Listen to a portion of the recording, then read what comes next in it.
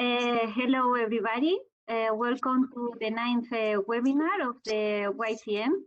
Firstly, I would like to thank to Moritz and Christian to be with us for their time. Today, our webinar, we invited two speakers who are coming from the industry, and they will share their experience doing a career in the ceramic industry, and we hope that all of you enjoy. Before to start, we would like to present the YCN for those who still don't know. To put in context, the YCN, we were born in the framework of the European Ceramic Society, and our activities are sponsored by YCN. To explain what is YCN, is a contract between the Journal of the European Ceramic Society, one of the jewelries of society, and the editorial Elsevier. Elsevier returned part of the benefits of publishing this journal to ISERS, and ISERS decides to invest this money in young people, in the YCN or other activities that are really great for the members. For example, young people can apply to go to other labs, other countries, use other facilities, and enjoy a nice experience. The members of ISERS can apply twice per year. And just to remind you that the next deadline is the 31st of May. So you are really welcome to apply. And that is the committee of the YCN is composed by 5 young researchers. Erka is from Finland. Nicolas is from Belgium, but he is working in France. Antonia from Croatia.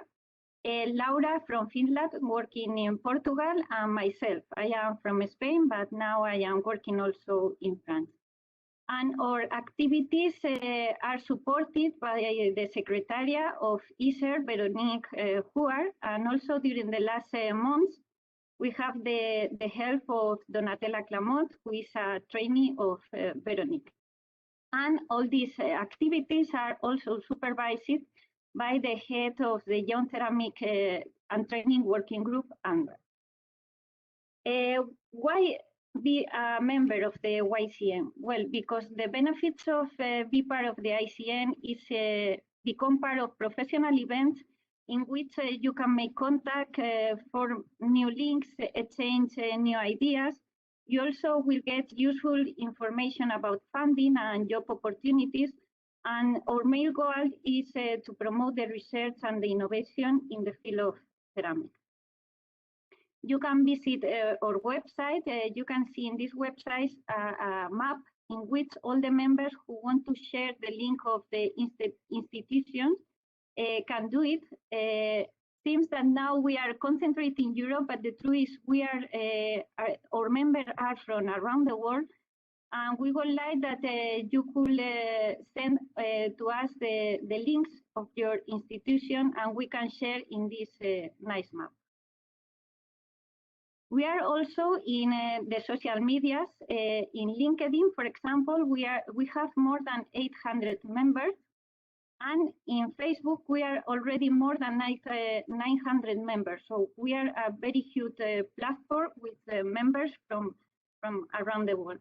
And recently, we have arrived also to Twitter and Instagram. And you are really welcome to enjoy and keep in contact with us. One of the main projects we have in the YCN is the newsletter. These newsletters are arriving to more than 11,000 people. And there is an important point that is very interesting for you is the research and the industry in spot. There, young researchers and young professionals share and talk about their projects and the thesis or the research they are doing.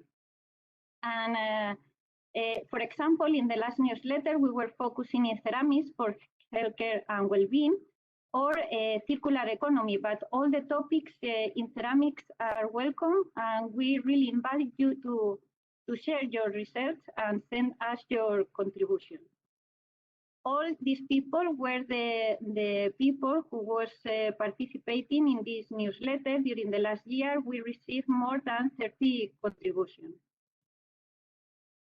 Another project that we regularly do is the photo contest. In the last photo contest, we have 21 micrographs submitted. These are the micrographs that our members sent to us, and they were the winners. If you want more information about the micrographs who win the photo contest, you can do it in the newsletter or in our social media.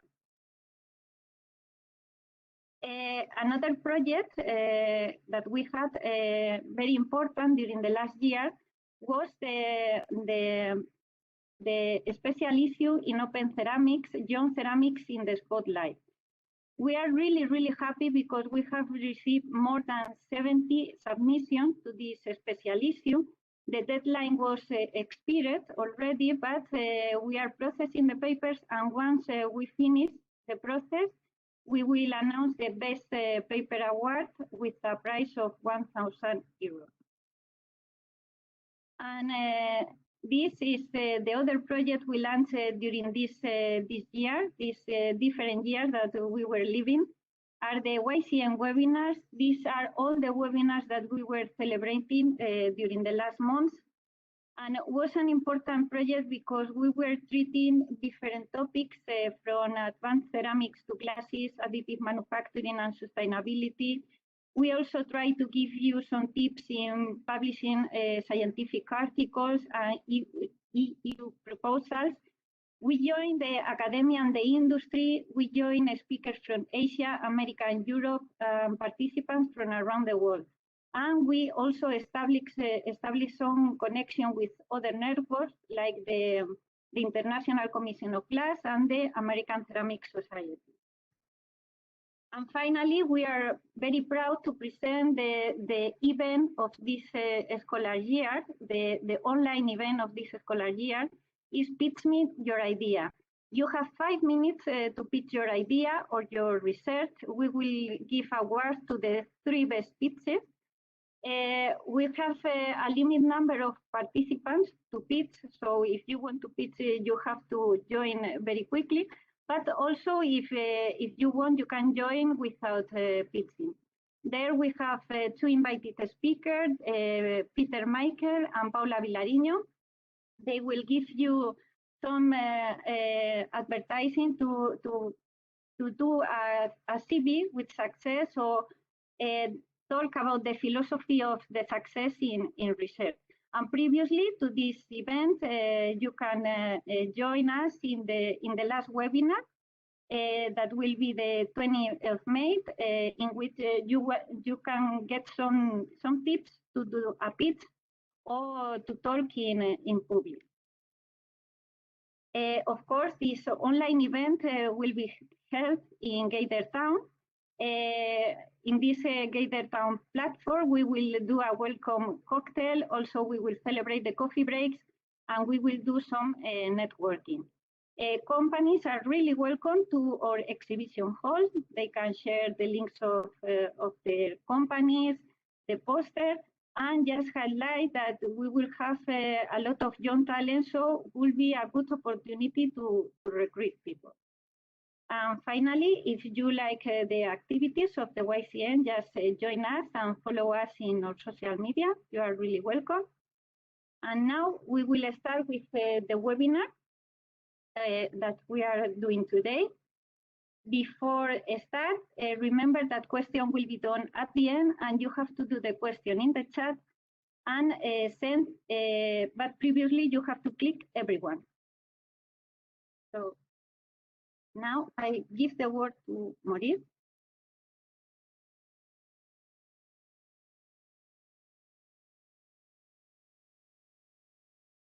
Thanks to the team of YCN creating such fantastic webinars, and thanks for your invitation that I do have the possibility to tell you something about what you can do with what you're studying.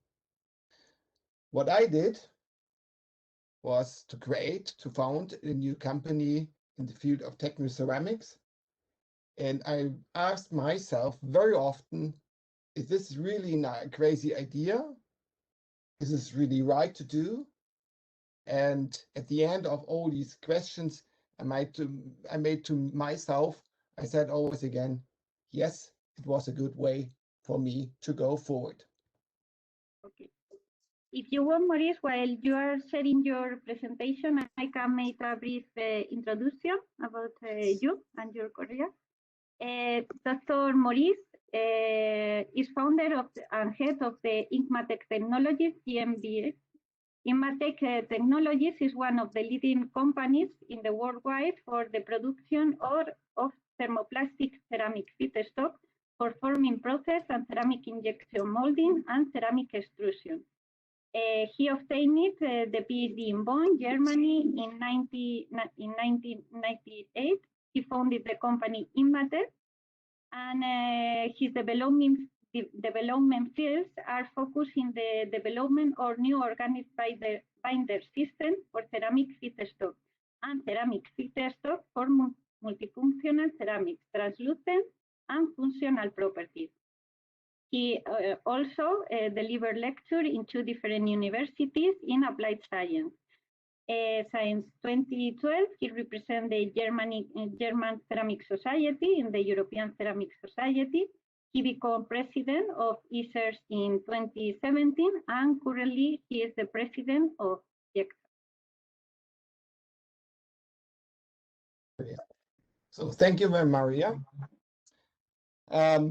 Just that everybody has seen what Maria's told us, who I'm. I studied mineralogy, something different to most of you, and I made my PhD in Bonn.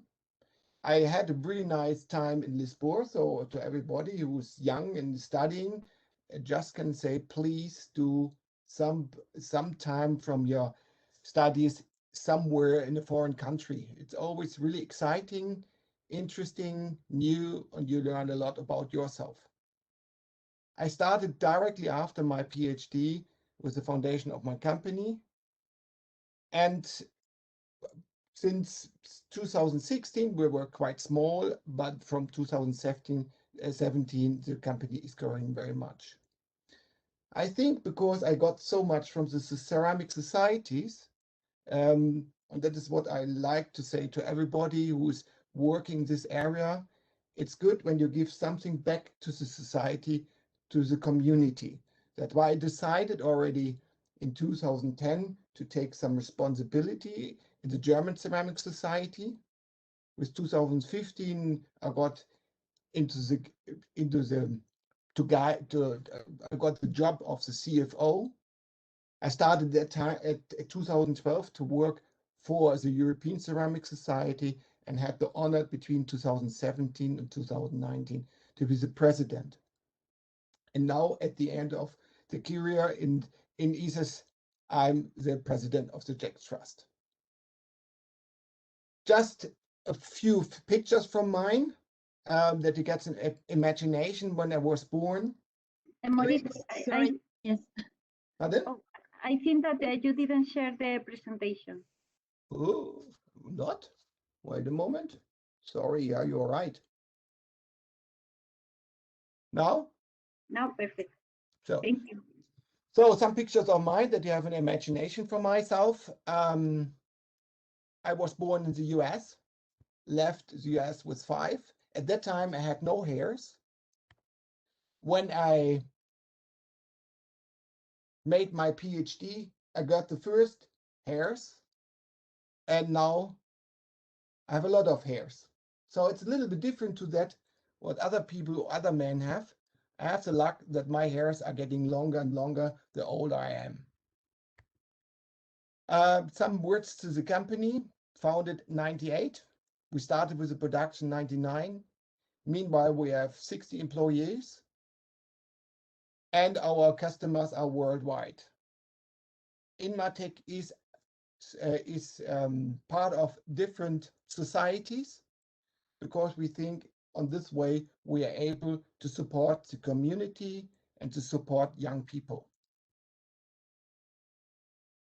We have some different locations. We have a sales office in South Korea and Hong Kong, but of course we are located in Germany. Our main markets are Europe, US, and Brazil. But what were you doing? Most of the people do not know what we are saying with feedstock. It's quite simple. It's just a mixture of a homogeneous of a thermoplastic binder and ceramic powder. And what you can do with the ceramic feedstock, you can use it for an injection molding machine. This is important. Injection molding machines are mainly used for, of course, for the production of plastic components. And in this area, they are taking over nearly 90% of all components by plastic are produced with injection molding machines. In the early 90s, a small group of people started really to work on this, and they looked for somebody who is producing the feedstock, specialized feedstock for the customers, and this was the reason why I get into this market. At that time, the market was really small. The technology to produce feedstock was unknown, so everything was really new. Meanwhile, we are producing with 8 production units. We are delivering the feedstock in nearly all branches of industry, medicine, jewelry, automotive, consume, etc., etc. But I will show you a few different examples of components which are produced by our feedstock. As normal for technoceramics, it's a typical market for medium-sized companies, because each customer do not want to have a standard. They all want to have specific products. This is really typical for ceramic, for technoceramic worldwide, and makes on one side the business quite difficult because you have to develop always something for the customer. On the other side, you can get easily a monopoly. And this development is shown by all the R&D projects we have, a few internal, some funded, and some paid by the customers. Going back to the forming technology, ceramic injection molding, the technology is mainly used for large numbers of components which are complex. Normally, you take pressing, but more and more the market is moving to the complex parts, and that's why the injection molding process as a forming procedure is growing very much since a few years. But the feedstock has another advantage. You cannot use it only for ceramic injection molding. You can use it for extrusion and for 3D printing.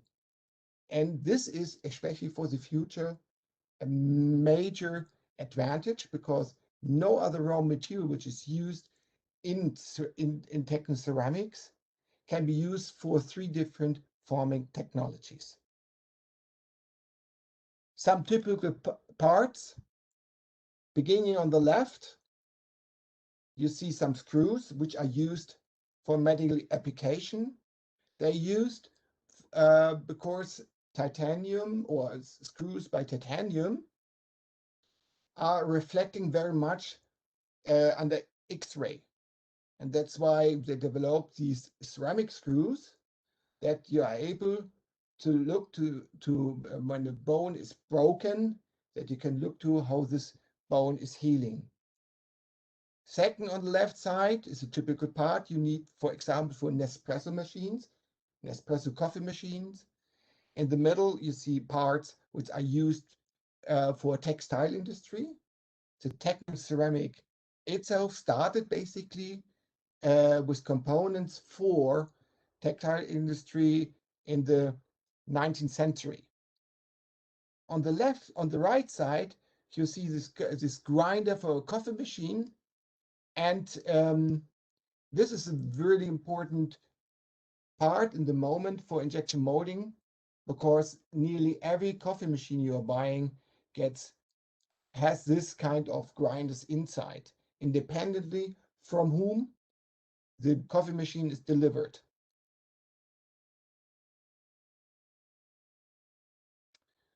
Another important component, and this was one of the components ceramic injection molding started with, are watches, luxury watches. The market in the 90s, for example, the Swatch Group with this brand Rado started to produce ceramic watches by injection molding. In 2000, Chanel started to do this too. And meanwhile, Switzerland changed their laws. And when you would like to produce a ceramic watch in Switzerland, you need to do this in Switzerland and nowhere else, for example, China. So, and these productions more or less in the hands of 2 or 3 companies. And Chanel is one of them. And interestingly, normally nobody knows something about Chanel watches because maybe they are too expensive, or it's not. It's because it's a fashion company. This component here, the grinder for pepper mills, especially for salt mills, was one of the first parts in the consumer technology, which was in the large scale production. The development of this part started in 1998.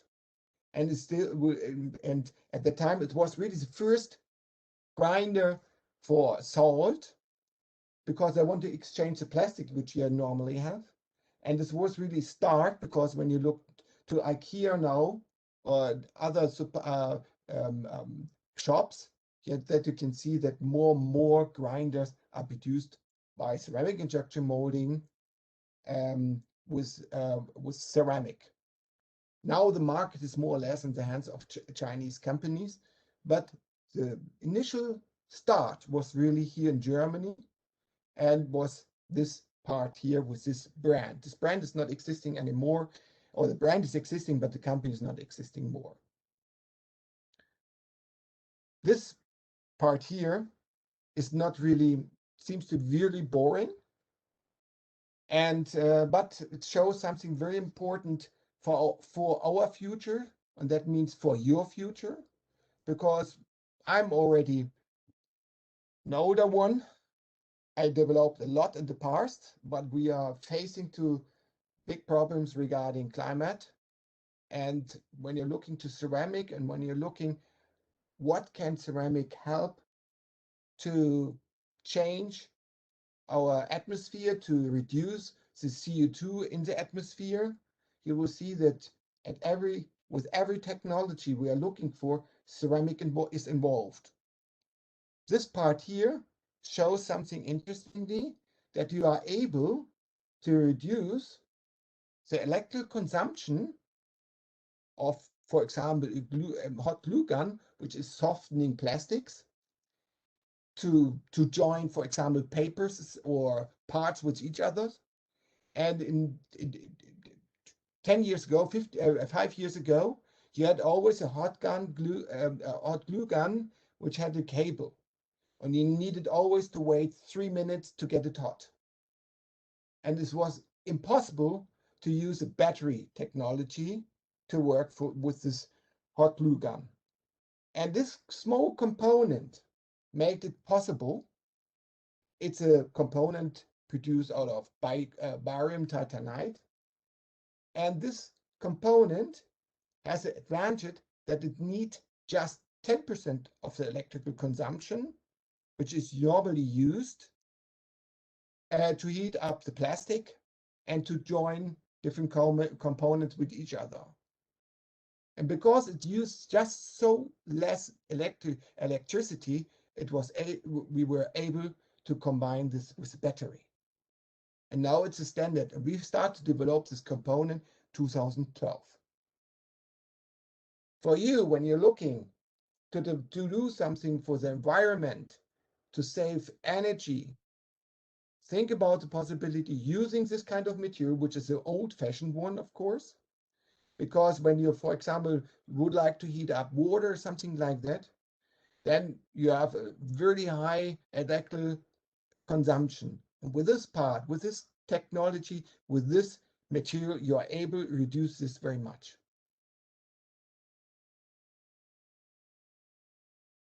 Brackets are produced by injection molding. It's a market from Brazil, but it's coming to Europe too. Aesthetical ceramics as watches. The back cover, there were many development projects to make the back cover of a mobile by ceramic.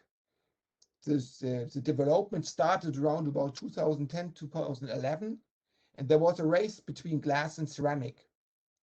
And glass won this race. That's why when you're looking to the mobiles and you're looking to the back cover, these mobiles have always a glass and the back side. And why there was a race between these both materials, it was because the metal back covers in former times had the disadvantage that they always covered the signal. And with 5G, the signal is needs to be stronger and stronger, more efficient, and that's why they looked for a solution to exchange the metal back cover, and they did it now. They did it with glass now, but there are still a lot of development projects on this area, on this, especially regarding the smartwatches. When you look, for example, the Apple Watch, and you have enough money, and then you can buy an Apple Watch, a white Apple Watch with a back cover out of ceramic. But still too expensive because we have some cleanness problems with the powder. This component is an integral component, the glow plug for diesel motors. I know diesel motors, I mean by old-fashioned, but I show this component because it is really it shows what is possible with ceramic injection molding or with feedstocks. The component is a multi-material component. You're combining electrical conducting materials with isolating and half conducting materials. On the top of the part, you see a half conducting electrical conducting material, and which is injected, molded on the part, which is basically produced by extrusion. So we are combining two forming processes, 4 different materials, to get the top to heat up to 1450. The development of this component started 2002, and we went into production 2017. There you see how long we needed to develop this component for serious production. Meanwhile, it is produced in high millions, and it's just showing to you, of course, diesel motors are not modern technology anymore, but it's showing what it's able to do with injection molding in combination with other forming processes. So now you learned something about injection molding. It's not really, everyone knows it, but nobody knows really what you can do with it. But I got often the question, why I want to found a company. What was my motivation? Why I like ceramics? And why I took this challenge, having no technology for making feedstocks, the development of the feedstock production, development of feedstocks, development of the binders. And I took this chance because I thought it's a really interesting challenge and I can change something. But one of my motivations was really not having a boss. I work as a student for Siemens, and this big company, when I saw that there are so many old structures, and when you would like to do a career, it would be not my way. So first of all, one of the motivations were having no boss. The other thing is I like new technologies. I like development. I like to invent. And such things are really difficult when you're working in already old existing company. And with my own company, I had the choice what I would like to do. I have the possibility to make the strategy and really to work on the strategy. In other companies, you make the strategy, but you cannot work really on the strategy. I like to do all these two together. And I understood with ceramic, I'm able to contribute to the solutions of our problems, which are caused by the population, the growing population. That means we have to take care for our Earth. Going to the Mars is, from the technical point of view, really interesting, but we have still to live here. So we have to find possibilities to find a balance between the growing population and taking care. The glow plugs are reducing, for example, CO2 exhaust from cars. We're working on fuel cells. I have developed, together with my team, filters to make water clean, especially in China. The company who developed this with together was then bought by a Chinese company. I can work on new technologies, and I can contribute to the demographic change in our society and developing parts for old people. When you think about the positive, and it's starting to be more and more, not fashion, but you see that more and more people are really interested to found a company to do something for themselves. It's always important that you have an idea and looking what is new. A lot of people are trying to copy that what other people are doing, that there will never be such successful as first mover, we say in our community. And what I did to find this idea, to find out what is new, I had the chance to do my doctoral thesis on the status and development of a potential of technical ceramics. So I had really the job to go through the country, visiting different research centers, companies, inventors, to find out what is really new in ceramic, what could be the next market. And it was really work to do to find this idea. That means do not expect from yourself that you will get this idea automatically. No, you have to work for that. The next step is making a business plan. I made my business plan, my first business plan in 1999, and I planned it for 10 ton feedstocks. So this is, at the beginning you think, oh, well, how I can predict the future. But when you look to that, what my experience was, in 1999, at the end of the year, I produced 90 tons. And I underestimated the importance of planning.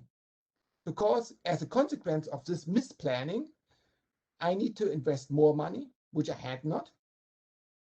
I needed more cash, although the business was really excellent. And what I need to do, I could not work with the banks, so I need to look for a venture capitalist. So somebody who's giving you some money, but you have to give shares of your company to this one. And you're always in difficulties when you're under pressure. So when you start to think about the company, yes, it's good to have the idea, but the next step is really doing a good business plan. And you have to work a lot on that, talking to people, what is possible, etc., etc. My mistake at that time, of course, you're doing as a founder always mistakes, is really that I did not do this business planning really well. So my first lesson, when you do a business plan, please look for cash 4 times more than that you think to. So the second thing is it's fantastic when the first 2 years, 3 years, you're really successful, but you have to expect always a crisis. My first crisis I arrived was the dot-com bubble in 2000. And at that time, I really focused the business on glass fiber connectors. Everyone wanted to use glass fiber connectors, so I was able to develop the whole production technology for this. But the problem is that with the dot-com crisis, nobody wanted to have ferrules anymore. My customers went bankrupt. They did not pay their bills, and the business were for years dead.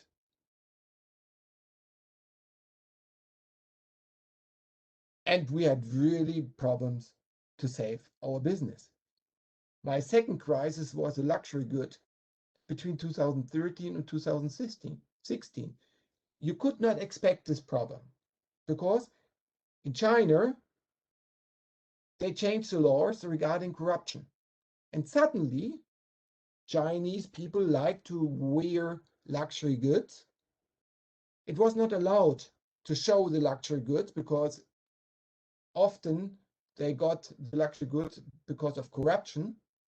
So that means, and the whole luxury market is depending on a 50% minimum by China. So you see when you look to LVMH or Chanel or another brand, they are earning their money 50% in China. So the market went down. The stock for the watches were completely full. So I did not produce any feedstock for 3 years. And when one of your major customers is not asking for any order, of course, you have to pay in any way your employees. So you are in big troubles. So learning lesson 2, when you start a business, you have to look for an idea where you can diversify the product on different branches, not focusing on one branch. For ceramic, we're talking a ceramic. It's important that you have always a really close relationship to your customers. You have a long-term relationship with them. It's not as you're buying back or something like this. It is really a long-term relationship. That means you need to have some talent in working with a customer, or you have good people around you which are able to do that. Because in technoceramic, there will be, or there is always a close relationship. And you have not to underestimate the difficulty to work with the customer through years, because always there is a problem and you have to find compromise with your customers. That means learning lesson 3, when you would like to be successful in technoceramics, you depend on long-term relations with your customers.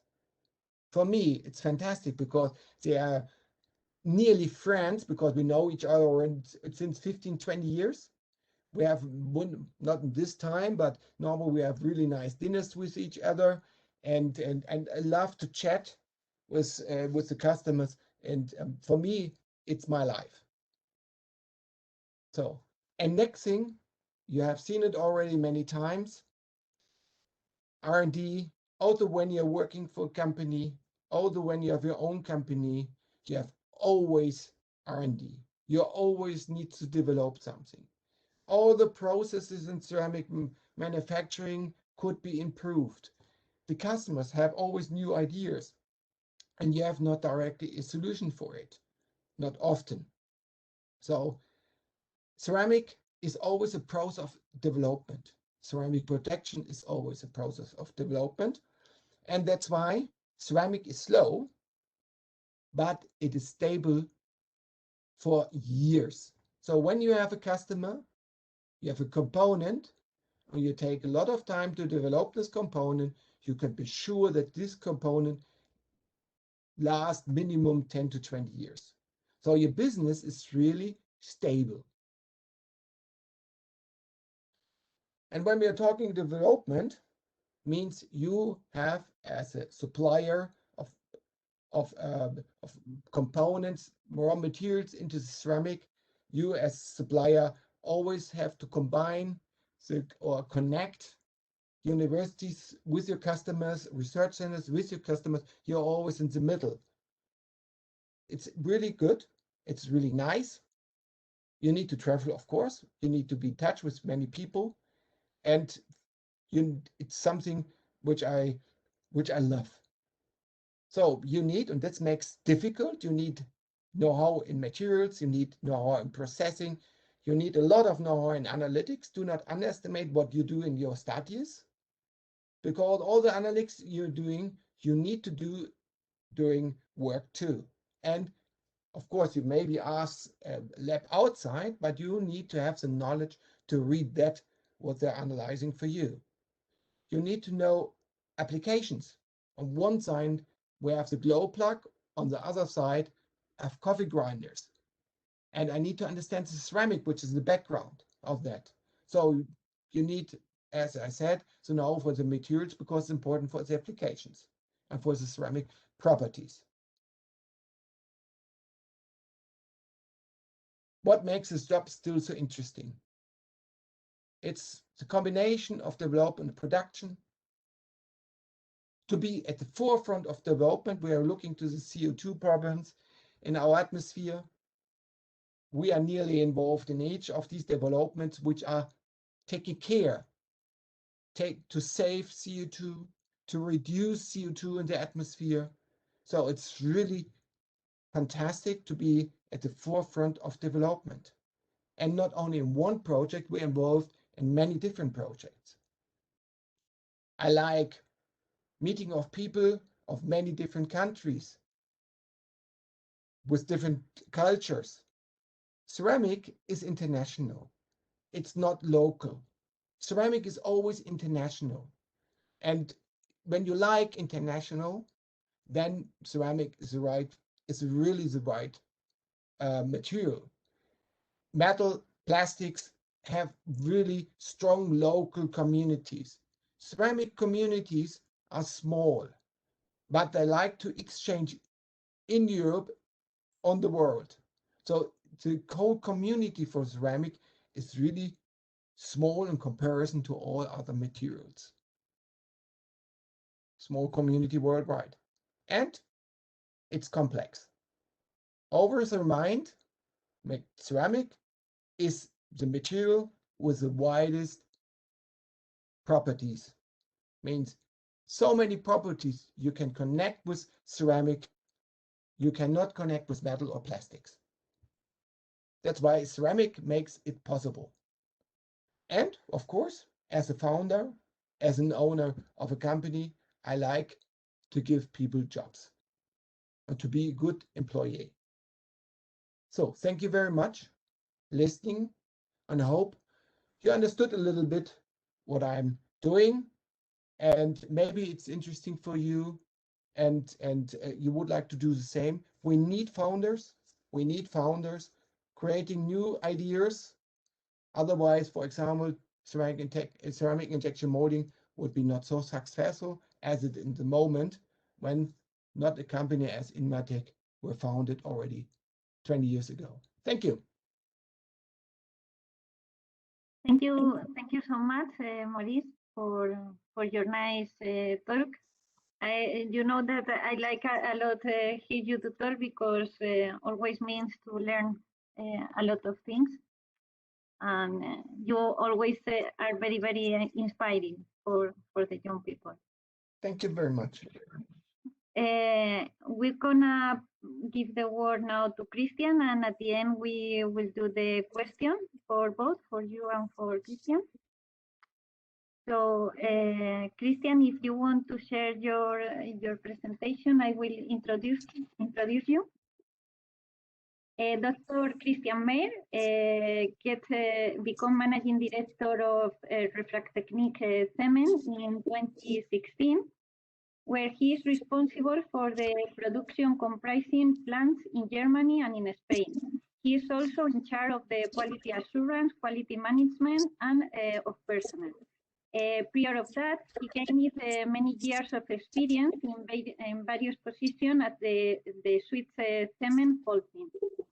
First as consultant at the group headquarters, and later in various management positions for holding around the world, in Indonesia, Latin America, Canada, and US.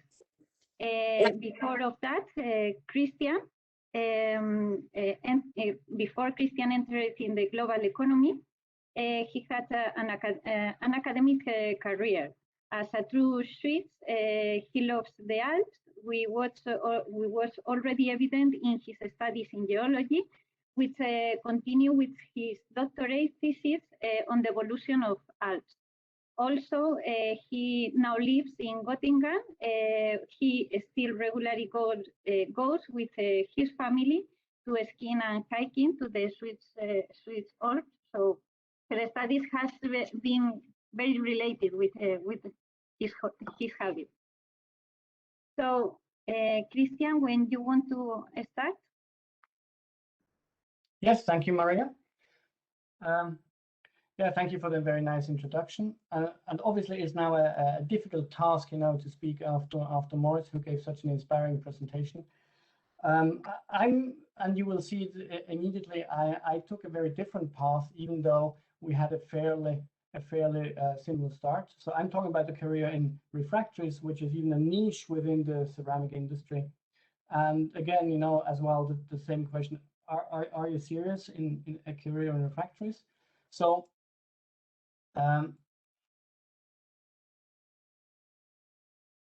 what I'm going to focus today, or my objective is, to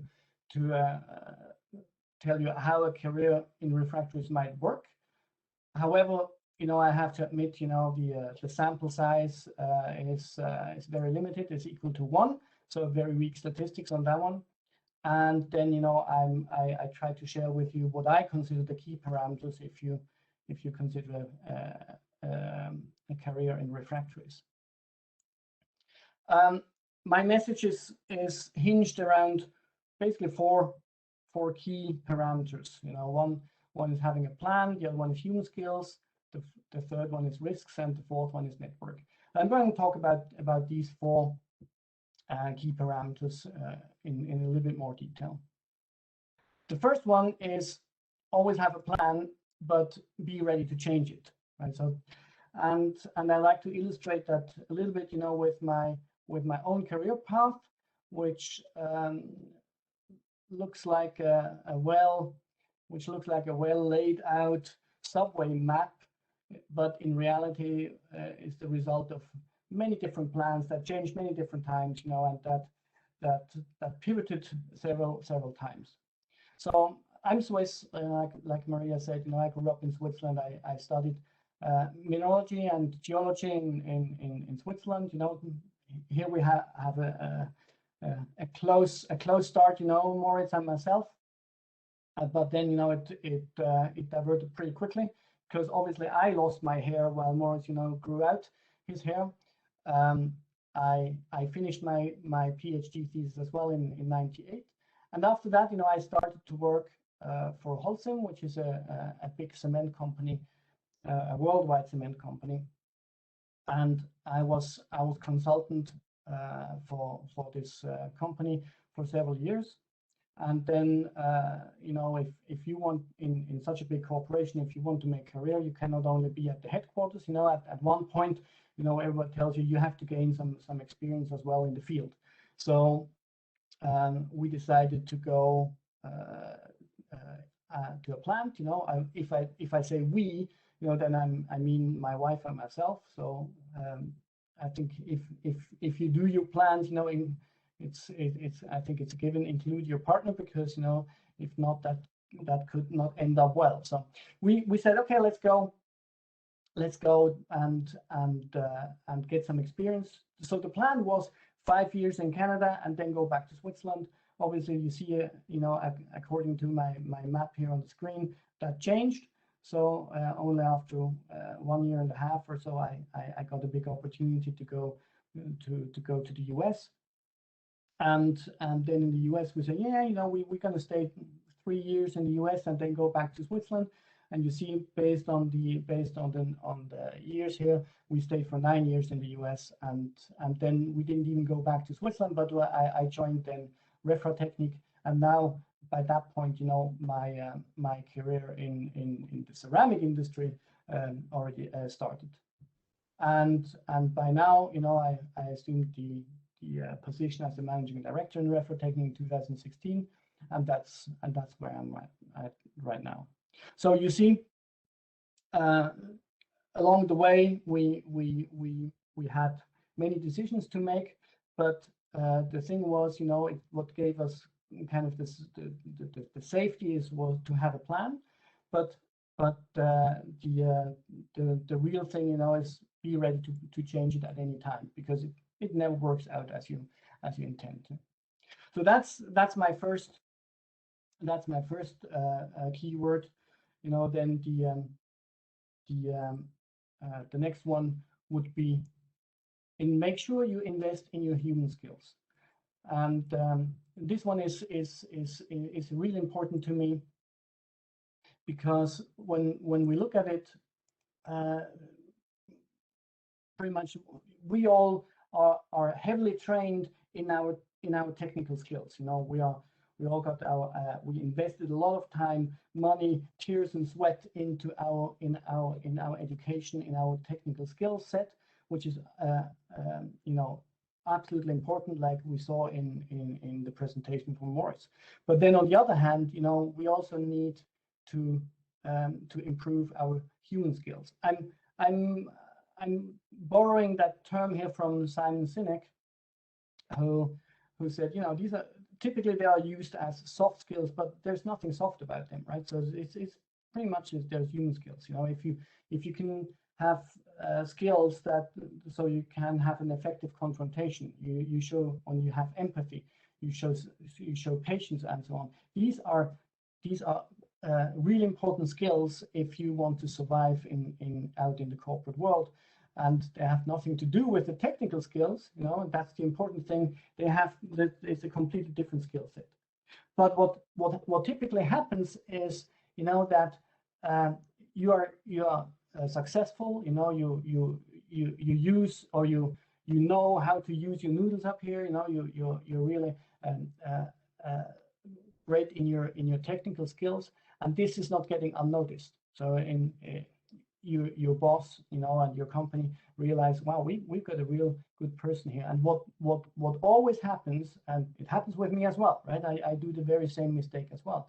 You know, what happens is that we assume that if somebody is good in their technical skills, they must be also good in their human skills, which is not true. There are two skill sets which are completely different.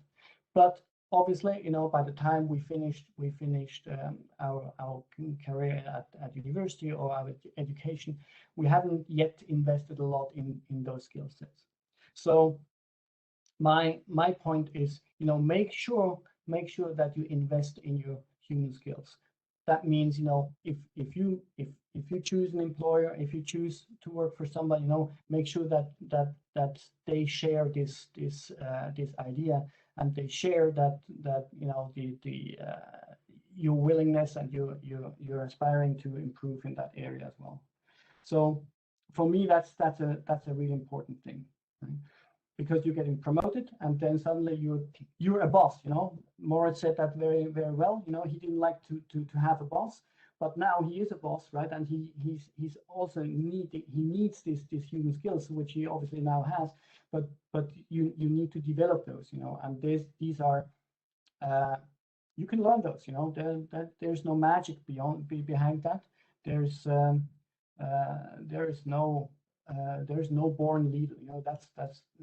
That's rubbish in my point of view. You know, you can learn it, and if you look at those people that have those skills, they learned it as well. So that's my second point. Make sure you invest in your human skills. The third one I want to talk about is take manageable risks. What do I mean by this? You know, and if again, you know, if I take now Moritz's example and my example, you know, we are as well, probably in our risk assessment, we are completely different. You know, so if you look at it, you know, for me, founding a company like Moritz did, that would be equivalent to jumping off that cliff, right? So I wouldn't feel very comfortable with this, right? But in my case, you know, I took other risks. You know, I shipped my entire family, you know, across the pond, you know, twice, right? Which other people find that really, you know, really difficult to do. And in my case, I thought, you know, yeah, we can manage this. So in other words, the level of risk is very individual, right? The level of risk we can manage is very individual. And obviously I urge you to take risks, right? I mean, you know, we all have to take risks, but what I think is important is to understand that the level of risk we can manage is very different, and we don't take risks that we cannot manage them anymore. So that it won't always feel comfortable, you know, what you're doing. You might ask yourself, is this the right step? Is this now the right decision? And you will never know. But on the other hand, if the risk is too high, you know, then you hear I'm Swiss, you know, then I'm personally I refrain from it.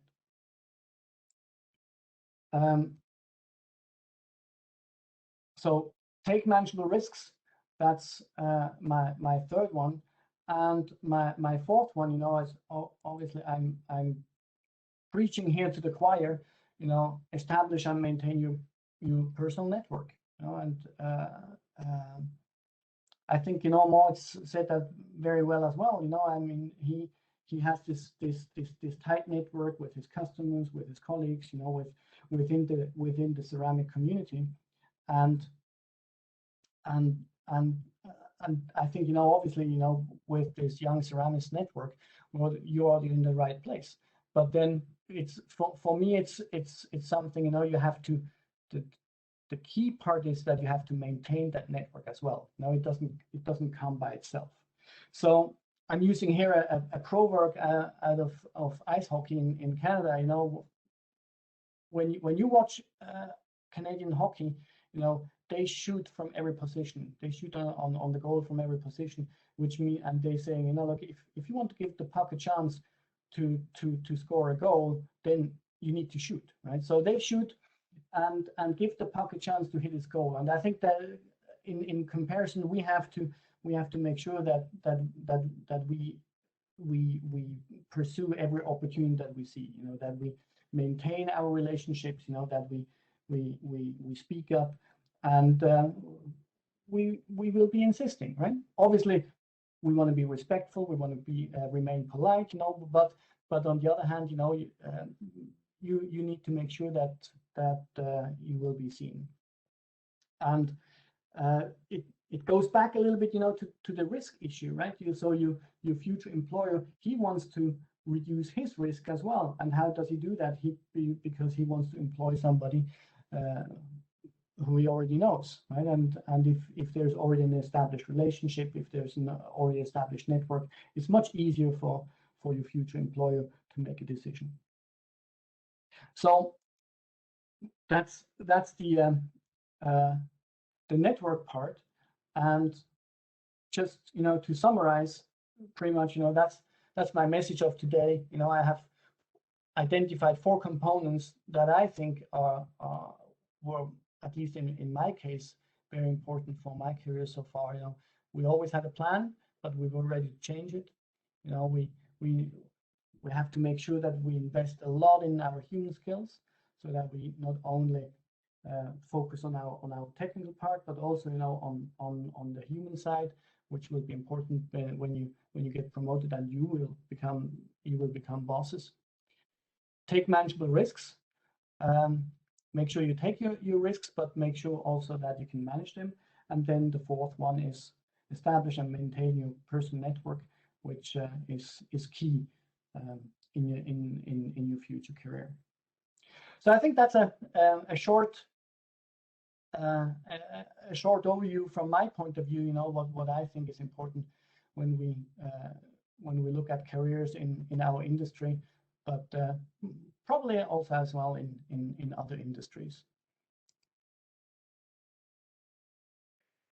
Yeah, thank you very much for your attention.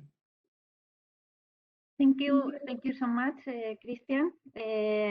Also, thank you for your availability for the YCN, for say yes from the first time I contact you, and also for the welcome. When I arrived to Brussels, to the Parliament, for me was a very totally different world where I didn't know nobody, and was very nice to talk with you and establish this contact with you. Thank you so much. So if you want, we can start with the question. Maybe Erka, you want to do the first question? Sure, so let's go ahead with the Q&A. So Rishab is asking first, I think this goes to Moritz. So why did you decide to start a company selling ceramic feedstocks in '98? Did market survey show a promising demand in the future, or were you already involved in the product's R&D and just went to sell them, or did the afford things happen simultaneously? That's a long question. Yes, it's a long question. I said already something about the motivation to found the company. Of course, I was already involved in the development of feedstocks. And of course, because of my PhD, I saw that this market will be a growing market. And of course, both things together, I know the product and knowing that it's a market, it was really attractive to do something with that. And what I underestimated is that when you do something new in ceramics, it's very different to that what you know from software or from mobile technology, where everything is changing in half year on a year. Now, ceramic means when you do something new, you need to spend minimum 15 to 20 years that this technology, that this product accepted. On force, it's a disadvantage because you need a lot of briefs. On the other side, then when you have reached the market, then you have a long-term market. And Christian can say, of course, something about that too. When we're looking to refractories and you see how long this market is already existing, and it is still a really, how do you say, without refractories, our world is not, it could not work. So you see the importance of ceramic, and the same you can see injection molding now. You are producing so many different parts which the society needs. I hope it could answer to your question, please. I'm sure. Yes, thank you. Maybe I can sort of continue with this with the short question. How did you find your first customer? I think this is always a sort of an interesting question. What you need, the soft skills, of course. Okay, human skills. Human skills. I like this word very much because to be successful, you need to know chatting, acting with other people. And I had a small network, and someone of this network said to me, is a company who is doing already something, and they're looking for somebody who is able to do that. So I went to this company, this was 1998. I made this business plan, 10 tons. And they had had a used machine, nothing else. I had no employee. And then this customer came to me and said, please make a test. So I made a test. And at the end of January, I had my first order for 30 tons. You need luck. You need luck. This is something you need luck. This is, but you need to be prepared for the luck. This is on the other side, but you need luck. And this was the start. Can I jump in? Yes, please. I need to disagree with Moritz. I mean, he's way too humble, right? That has nothing to do with luck, right? So, because I would agree. Yes. Yeah. But did you notice? I think the the key point, what he was saying was, he talked to that customer. So I think what the key part is to understand the need of the customer, right? What we often do is the mistake. We come from the product, right, and then try to find an application in the market. No, you need to understand what is the customer, what are his needs, what is the biggest pain of that customer, and if you understand this, and if you can address that pain, then I think you got a successful business model, and so that there, Moritz can spare that thing, right? That has nothing to do with luck, right? Because he was listening very carefully, to the customer, what the customer needs, and then acting on this one. So I think that's key. I think you are right. That is what you need to be prepared for luck. But that this customer had this pressure to talk to you, this is luck. This moment, but this is a different point. Hardworking people are more lucky, I would say.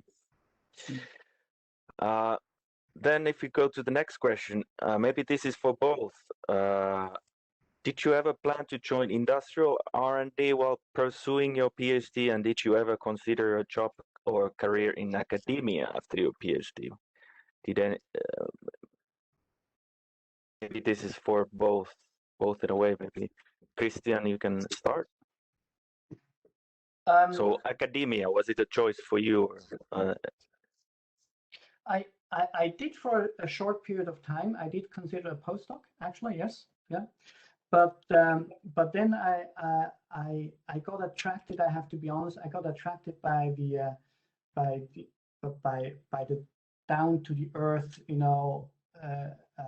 down to earth industry, right? I mean, so you can actually move something. You can change something. It's amplified, right? I mean, suddenly you work in a cement plant which produces 5,000 tons of cement per day, right? I mean, and if you make an improvement there, right? I mean, you make a big impact, right, on the business. So that was for me, that was the compelling thing, right? So that's why I quickly pivoted, towards a career in the industry. Now, industrial R&D, sure, I would, I would have, that would have been attractive as well, right? And I'm a little bit jealous, if I see my R&D department now, what kind of cool things they do, right? But then on the other hand, I have to admit, that the role of a managing director is really something special too, right? I mean, so you have, for me, that's really attractive, right? You can, the thing that I love is you can work with people, right? I mean, and for me, just be a technical expert, in one area was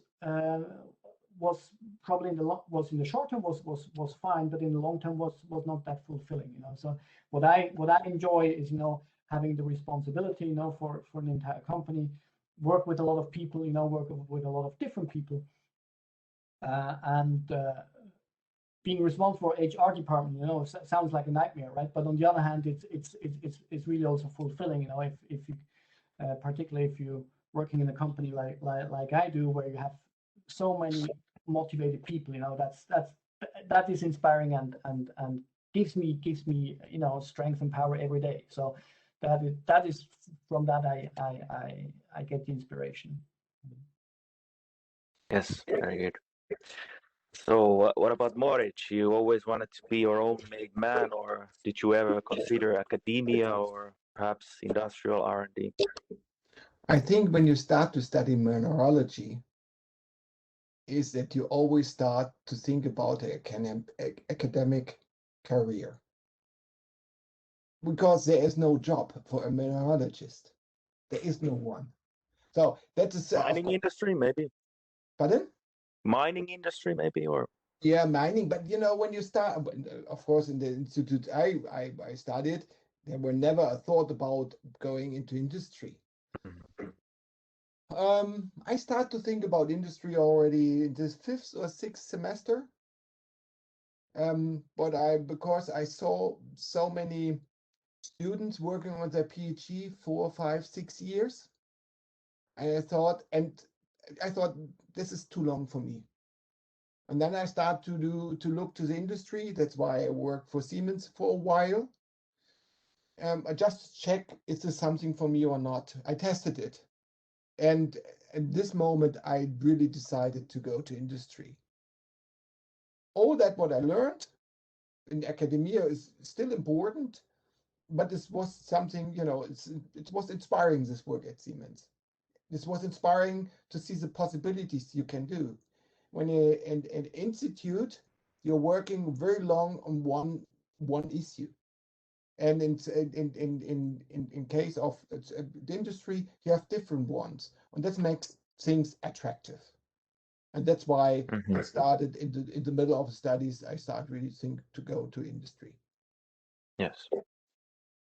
Okay, thank you. Let's go to the next question. Okay, again, question for both. If you would start a company in the ceramic area today, what problems would you want to solve? In which fields would you like to dive into? Christian, difficult question. Yeah. Who wants to start with this one? Maybe Dave is interested in create a company. Yeah, that's a really good question, right? It's a really good question, and I think to go back, to what I said before, I would start with the customer. I would invest my time. I would invest a lot of time first listening carefully, to potential customers. What are the problems that we want to solve? And then also only in the last step I would then say, okay, how do I do that? And obviously if ceramics is involved, great, right? But let's say if I'm just out there to make a lot of money, right? I want to create a big company and make a lot of money, then I would say forget all the ceramics, right? I'm just going out there and listen to the people what they need, right? And then where's their pain, and then try to focus on that one. Now later on, if I find a ceramic application to address that pain, even better, right? But so yeah, it's a non-answer. I'm sorry, right? But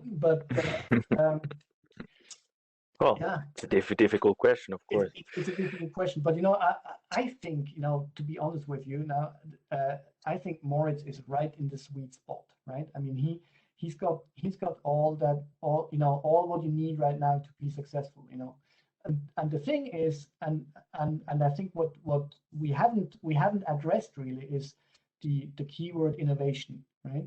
So innovation is not about products, right? Innovation is about creating business model that work, and when you remember what Moritz said, I mean, he said, you need a wide dispersed product range. What he says is, you have a lot of different business models, right? If one fails, you need to have other legs to rely on, and there I think you need a lot of new ideas, because you cannot be sure that the brilliant idea that you have will be successful, right? So you need to have a lot of ideas and try them out, right? Try them out on a small scale, right? Moritz was talking about 10 tons, right? But what does that mean? You're reducing the risk. If you start at a small scale, you're reducing the risk that if it fails, okay, bad idea, bad understanding of the market, whatever, right? Let's move to something else. If you invest all your money, all your thing, right away, big thing in one idea, and that fails, you're screwed, right? So I think it's important, that you come up with a lot of different ideas, and if you listen to those innovation gurus nowadays, they say, you need about 200 ideas to come up with one good business model, right? So out of 200 ideas, one one will survive and will create you a $1 billion idea, right? Obviously, we're not always reaching for the $1 billion idea, but it gives us a ratio, right? You need many more ideas to be successful within a few, but you need to test them all. That's the thing, right? You don't know which one of those 200 is going to be successful because you need to test them all, but you need to test them carefully with small steps. You know, you go step by step, and then once you reach a level where you say, yeah, it still works, right? My customers, they still like the idea. You know, I test a few production things. You know, it still works. You know, then you can take the next level and invest a little bit more money, right? Because you reduce your risk. You know, and so in other words, you know, as you reduce your risk, you know, you reduce your risk, but at the same time you increase your resources, be it time, be it money, whatever, right? And I think that's the innovation part. I think that is the key. I would like to take an example how important is listening to customers or potential customers on their needs. 3D printing, everybody knows. So at the beginning of 3D printing, when this technology was still in development, but you could start to produce parts, you have seen that a few companies were founded to produce parts. The people which did this loved the technology, and they want to do something with this, and they thought there are thousands of opportunities to make parts. But they not listen really to the customers who always ask, yes, I would like to have a complicated component, I would like to have everything, but the part needs to have a price. And with ceramic, with 3D printing, you can produce 10 parts, which are maybe attractive for the customer, but from 10 parts, you're not able to live from. And that's why these companies failed often, or changed their business model and said, okay, I know so much about the technology, I sell the technology. And this is just for you important when you're thinking about the possibility to found a company. Really, you know the technology, but before you are so fascinated by the technology, you really need to do a market research, talking to people in the market, what is really possible.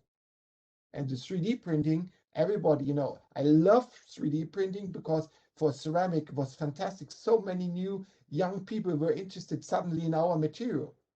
And suddenly more people went or are going or have gone into ceramic. So I had never such a choice of students, because everybody wants to do ceramic now because of 3D printing. But 3D printing itself as a business model for producing parts failed in 95% all tests in the past.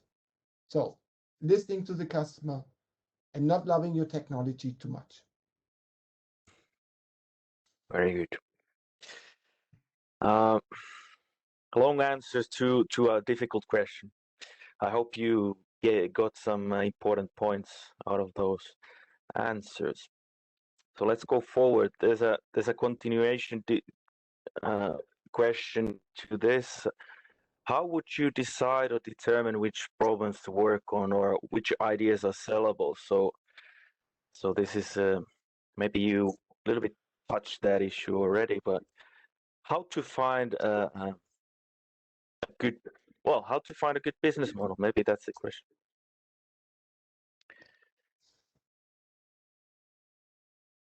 How to find a good business model? Is it like you said, going to the customer and asking what they want, or is that the key?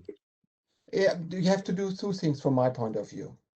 You have to go to the research centers, looking what kind of technology they are developing there. And with all the different, you know, in Germany, I can just talk from the European the research centers. I can really, my experience is they have so many different technologies and it's really fantastic to look to them and to look to the possibilities. And this is something you need to have as basis. And then you go to the customers and asking, what is important for you? And then you can do the choice for a business model. And as I said, I had to, you know, this was not a plan, but I had the advantage that really my item of the PhD was really look to do this. And of course you need to have the idea. I want to do something for myself. I want to create a company, etc. And then of course you have to do, this is hard work, going to the research centers, understanding the tech, the engineers or the scientists, and understanding their language, because they are fascinated by the technology or by the material. And on the other side, then to translate it to customers. And this is hard work. But I think this is something when you like to do that, then because of so many new opportunities are now in ceramic now, it's a good time to do this research. Yeah.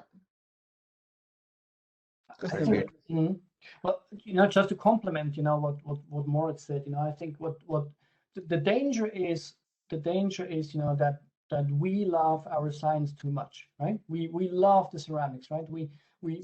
But guess what? You know, 99% of the world population, they don't care about ceramics, right? They want to have their problem solved, right? And to make that switch, you know, and look it from the perspective of the potential customer, you know, that is something that we often fail to do, right? So we like our stuff, you know, and we are sure everybody else must love it too, right? But they really don't. So but what is the key is now, if once we understand what we can offer, what we can do to solve their problem, I think then it's getting very, very interesting, right? Then we hit a good one, because we understand the ceramics, we understand what, you know, the science behind it, you know, and they need something, you know, what we can deliver. But like I said before, you know, you start small, right? And what happens, and this is not so much a problem, you know, with small companies or startup companies. By definition, they have to start small. But you know, what you see in big companies always going wrong, you know, is the big boss has a great idea, right?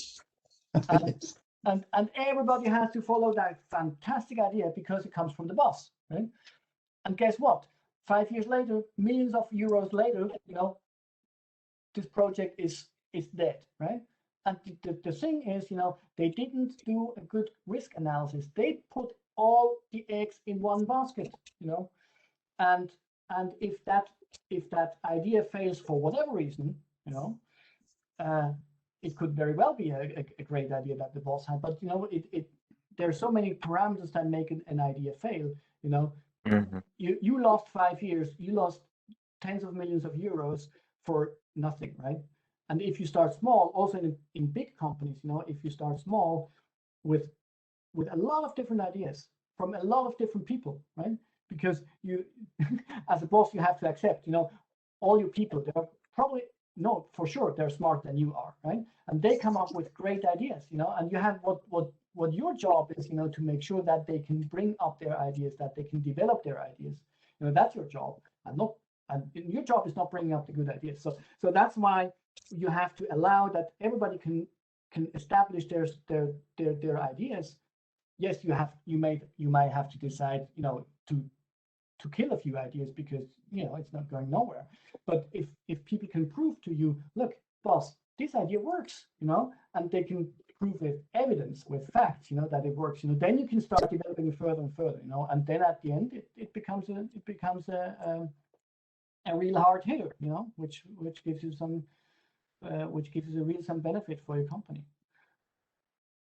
Yes, very good. So basically, we cannot choose which idea wins. We have to try many things and see what works. Very good. And also that it's not about me, but it's about him, or you. It has to be about the customer. Yes, I fully agree. So as another question, again, for both, I think so. That's a good question. What do you think is a good way to increase collaboration between academia and industry within the ceramic field? How would you like to interact with young ceramists? Is this a good way, or what kind of how could we? Okay, Christian, I start. Go ahead. First, I like to work with YCN. Thank you. Because the people are nice.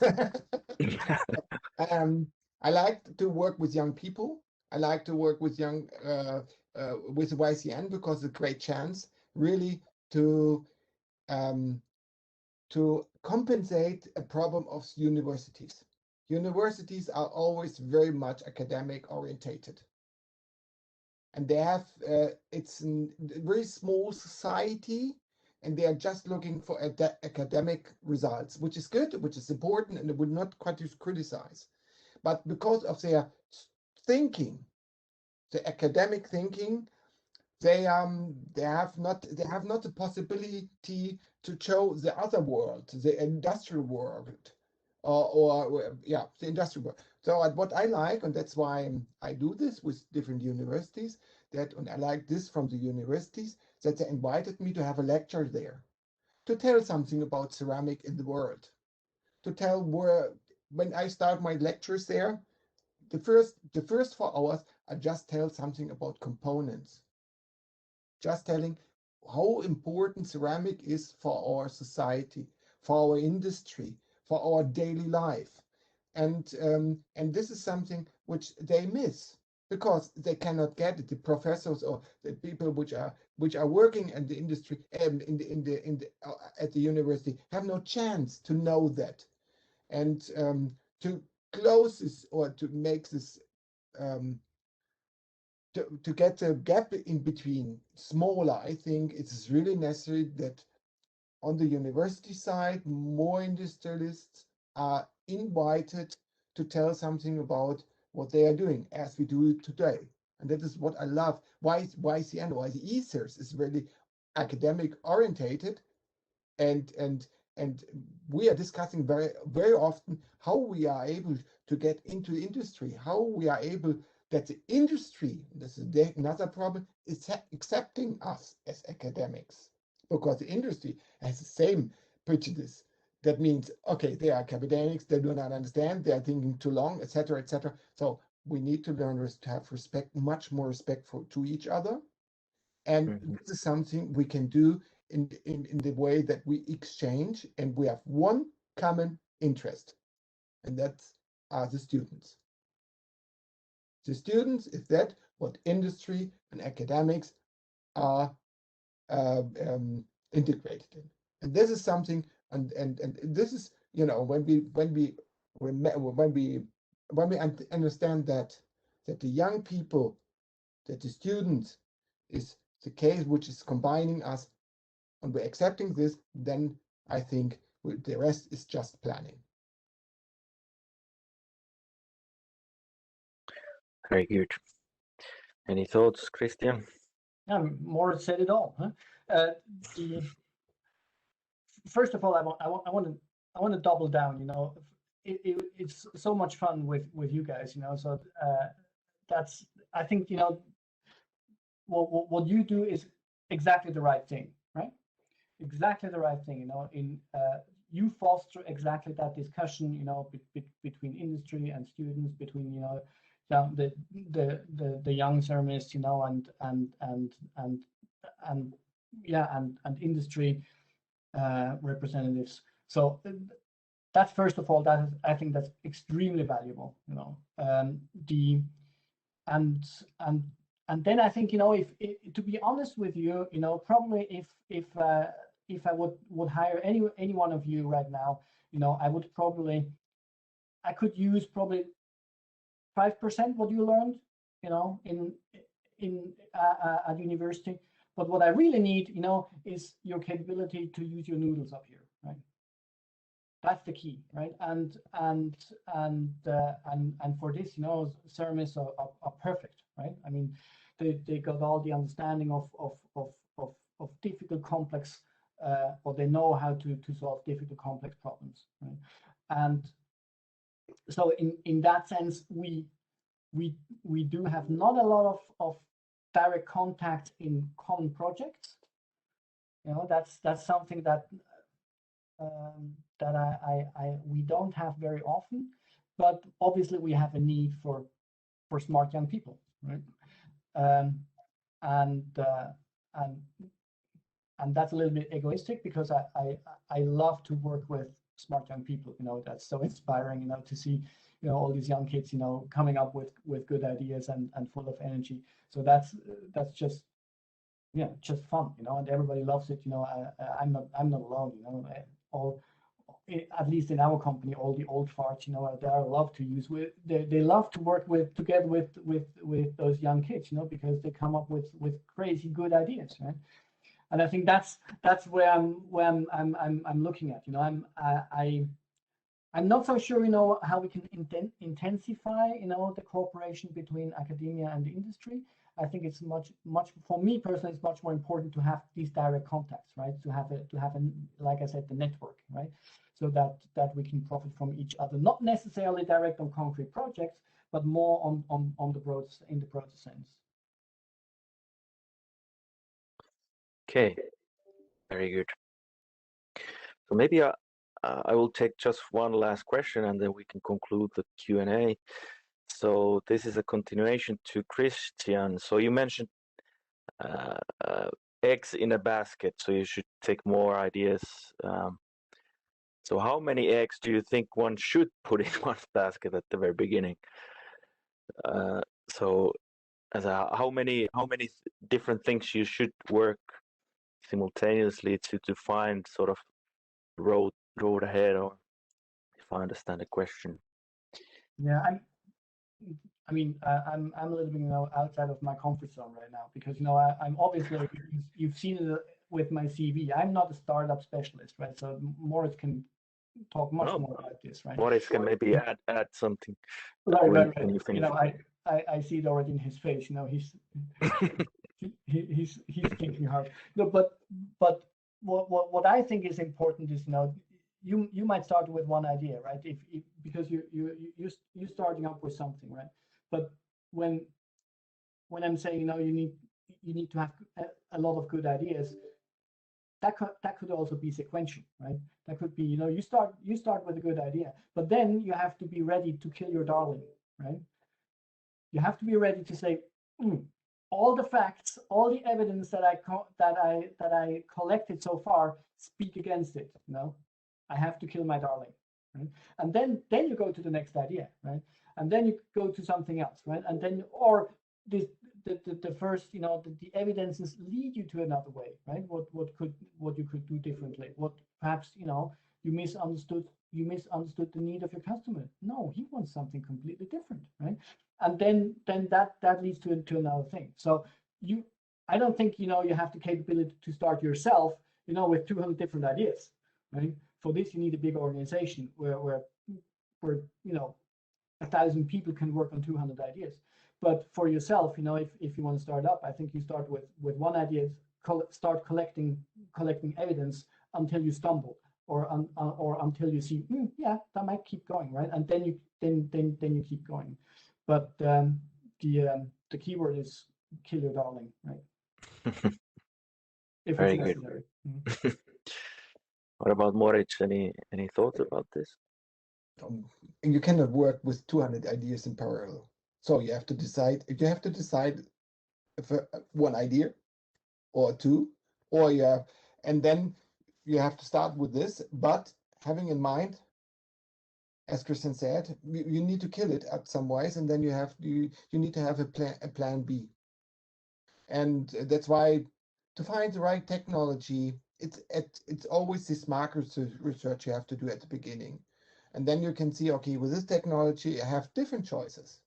I start with one project, two projects, but I have different choices. And ceramic gives you, and that's fantastic, and ceramic gives you always different choices. And this is that's why it's a good business to start with. Perhaps Very just good. yeah, perhaps Okay. just compliment quickly, you know, the thing about collecting evidence, you know, what Moritz said, you need to collect the facts. You know, in ceramics, it's you need to try out things, right? But which is not so easy, you know. It just as a comparison, what I had just heard recently, it was fascinating. That's why I have to share it with you, you know. So that, for example, Airbnb, right? They're testing out 2,000 ideas per day on you, right? So when you go on Airbnb, you know, what you see and what your colleague sees who goes on the same page is not the same, right? Because they're testing new approaches, you know. How can we, you know, how can we make Erka, you know, book that room, you know, in Croatia, right? And they always testing. They're always testing, right? And they have 2,000 tests a day, and you know, perhaps 1,900 fail and 100 are successful. Then they go on, you know. And obviously, we don't have that possibility to do 2,000 tests a day. But it illustrates the importance of testing it. You know, gaining evidence. You know, is it worth, you know, pursuing this one? You know, is it? And I'm looking at the right parameters, you know, am I still looking at my customer? So that's just to complement, yeah. We can, I think we both can write books about that. Please do and share with us. Now, anyway, yes. More fascinating. Yes. Very good. But I would perhaps conclude the Q&A session now. So thanks, Moritz and Christian, for the very nice answers, and thank you for all the questions. I think this webinar was, for me, the most exciting of them all. I'm also an entrepreneur on my background, so thank you both on very nice talks. So I would let Maria to conclude the session. Go ahead. Well, I just would like to thank to the speaker for the time. I think one of the conclusions is you like it, this kind of webinar. I think it's a good platform to talk between the industry and the academia. And I think now you are our customers, so you can let know us to the YCN, what do you need, what the industry needs, and we can find the solutions. So, thank you very much for the invitation. It was a great fun. I liked it, as I said. And thanks for all the interesting questions. Yeah, from me as well. Thank you very much. That was super cool. Lots of fun. Thank you. Thank you so much. Thank you. Thank you very much. Thank you very much. Thanks everybody for joining. Bye. Bye. Bye.